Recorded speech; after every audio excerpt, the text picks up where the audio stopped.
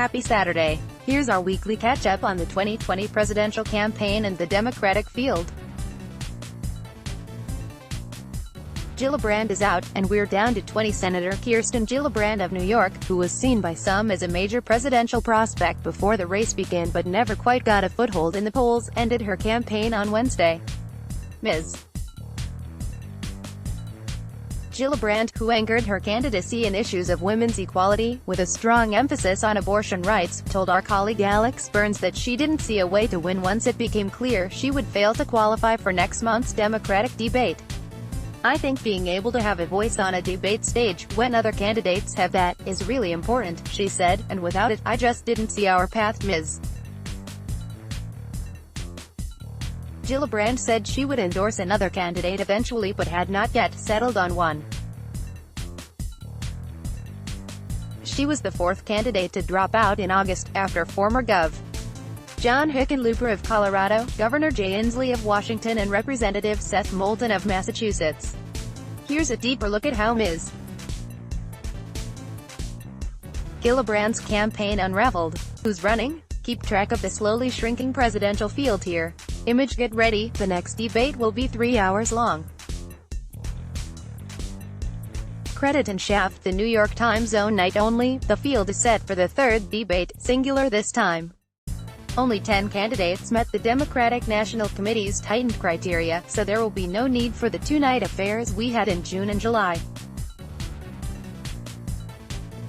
This means all of the top candidates will face off directly for the first time.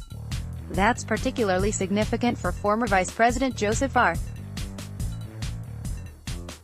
Biden Jr.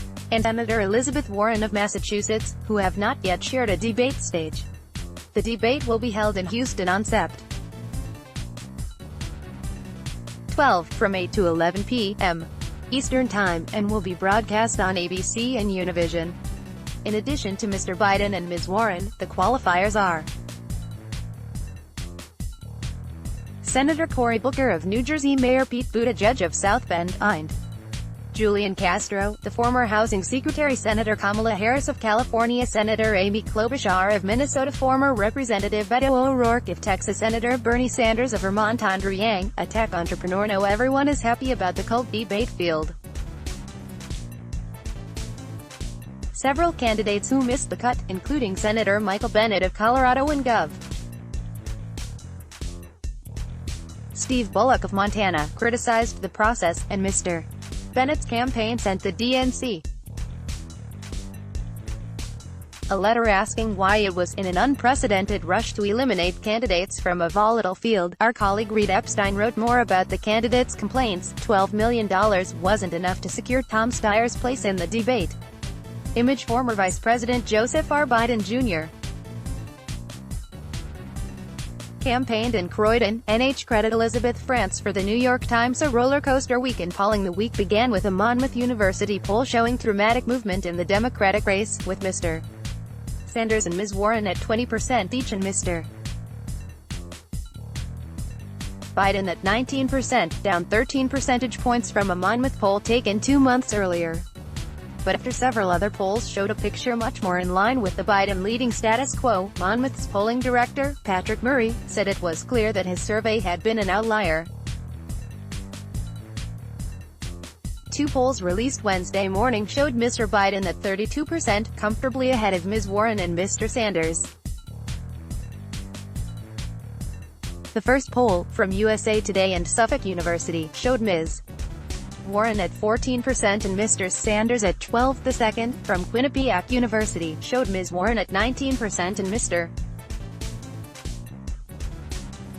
Sanders at 15%. Ms. Harris and Mr. Buttigieg were the only other candidates to break 5%. Here's a look at how the polling picture has come into focus.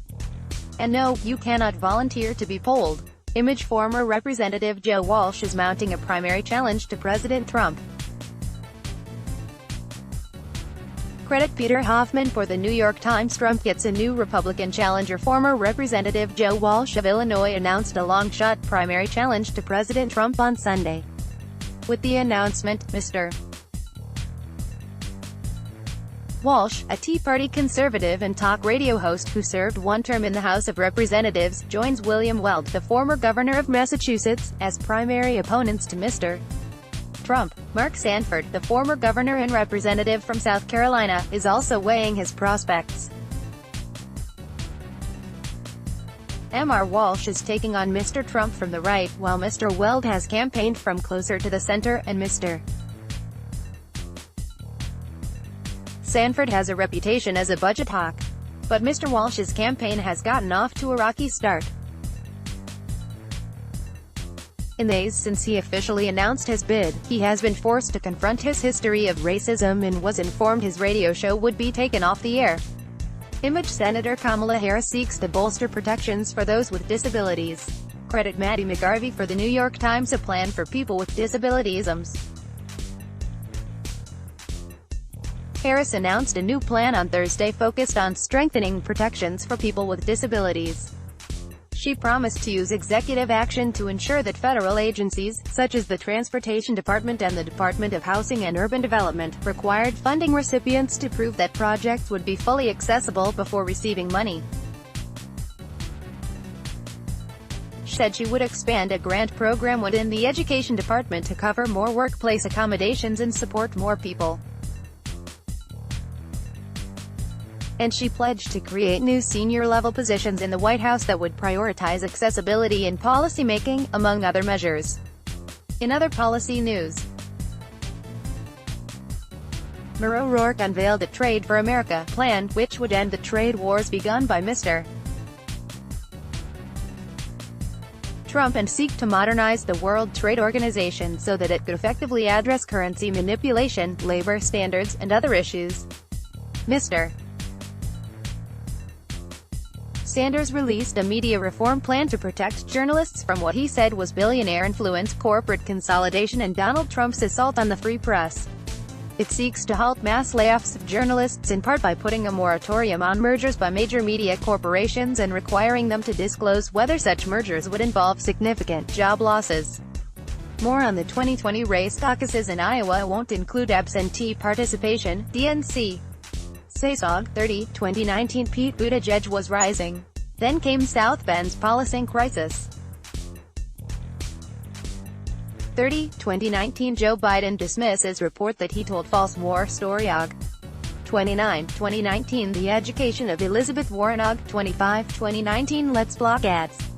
Why?